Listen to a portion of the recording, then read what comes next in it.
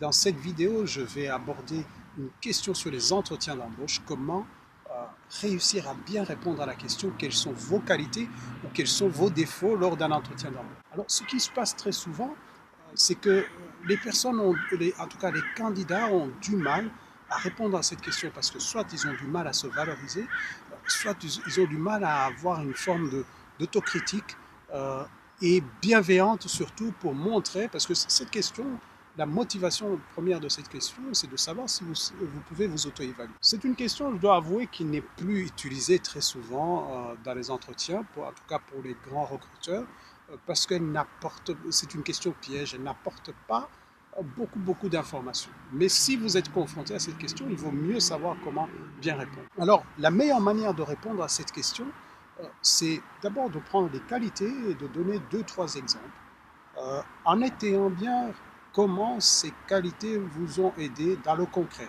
C'est-à-dire, vous êtes, par exemple, quelqu'un de très bien organisé, c'est de montrer que justement, sur l'année écoulée, eh bien, toutes vos tâches se sont bien déroulées avec des éléments concrets, des éléments de la réalité, pour que le recruteur puisse saisir vraiment que vous êtes très bien organisé.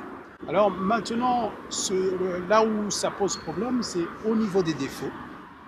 Les défauts que vous pourriez avoir, il faut prendre aussi deux, trois défauts. Mais la particularité des défauts ici, c'est qu'il faut mettre en évidence euh, que vous êtes en train de travailler dessus. À ce moment-là, le recruteur va se dire, c'est quelqu'un qui est capable de se remettre en question. En plus, cette personne travaille là-dessus. Exemple, euh, voilà, j'ai des difficultés au niveau de la prise de parole en public, mais je m'entraîne et j'ai fait une formation sur cela et je constate qu'il y a des résultats maintenant et je me force à faire des présentations, par exemple, tous les mots.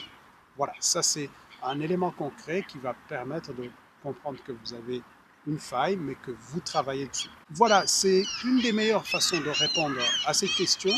Et je vous dis ceci parce que j'ai développé une formation online. Cette formation vous permet justement de vous préparer lors d'un entretien d'embauche et d'être prêt le jour J. Si vous voulez en savoir plus, il y a une vidéo avec plus de questions pièges, plus d'éléments au niveau de l'état d'esprit que vous pouvez donc consulter en cliquant ici. Et je me réjouis d'être avec vous de l'autre côté.